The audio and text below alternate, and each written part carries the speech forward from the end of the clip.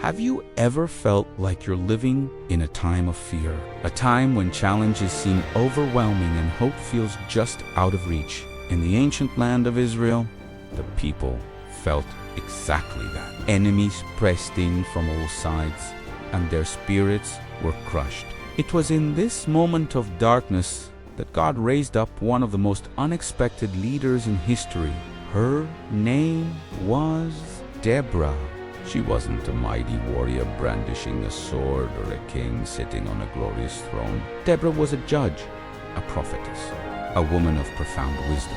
You could find her sitting under a palm tree, a place that became known as the Palm of Deborah. People from all over Israel would come to her, not for military strategy, but for guidance. She listened to their troubles, settled their disputes, and most importantly, she spoke God's truth into their lives with clarity and conviction. In a world drowning in chaos and confusion, she was a beacon of discernment. For 20 long years, Israel had suffered under the cruel hand of King Jabin and his commander. Sisera's army was formidable, boasting 900 iron chariots, the most advanced military technology of the day. The Israelites were so terrified that they abandoned the main roads and hid in the mountains.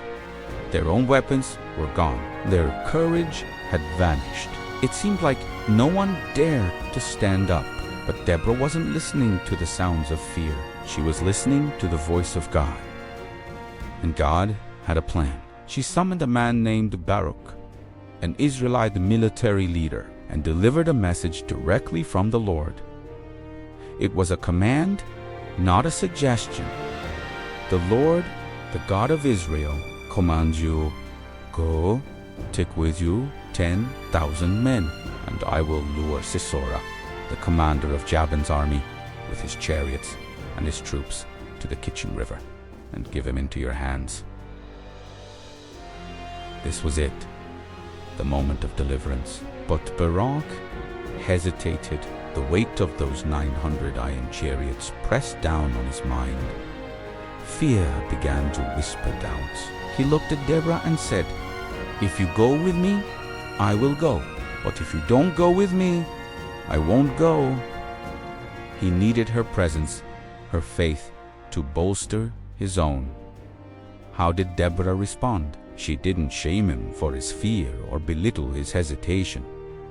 Instead, she stood firm, calm, confident, and full of courage. With unwavering resolve, she replied, "Certainly I will go with you."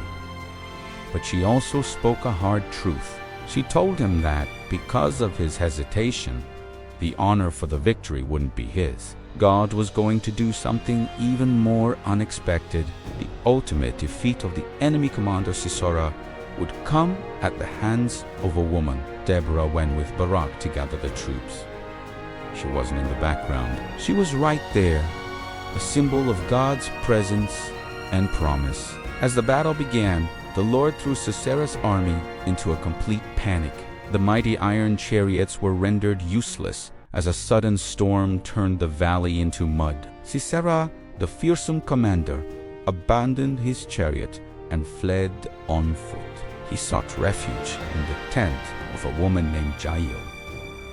Thinking he was safe, he fell into an exhausted sleep. And it was there, just as Deborah had prophesied, that Jael, another courageous woman acting on God's behalf, defeated the enemy commander and sealed Israel's victory. The land had peace for 40 years. The story of Deborah teaches us a powerful lesson about leadership. True leadership isn't about your title, your physical strength, or your position in society. It's about your willingness to listen to God, to act in obedience, and to lead with wisdom and courage, even when everyone else is afraid. Deborah led with faith when others were crippled by doubt. She spoke truth when others were silenced by fear. She trusted God's plan, even when it seemed unconventional. Her story is a timeless reminder that God can use anyone who is willing to step up. It doesn't matter if you're a man or a woman, young or old.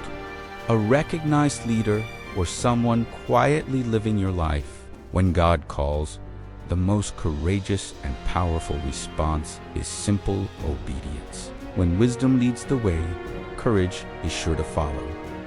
Thanks for watching. If this story inspired you, don't forget to like, subscribe, and hit that notification bell so you don't miss our next video. See you next time.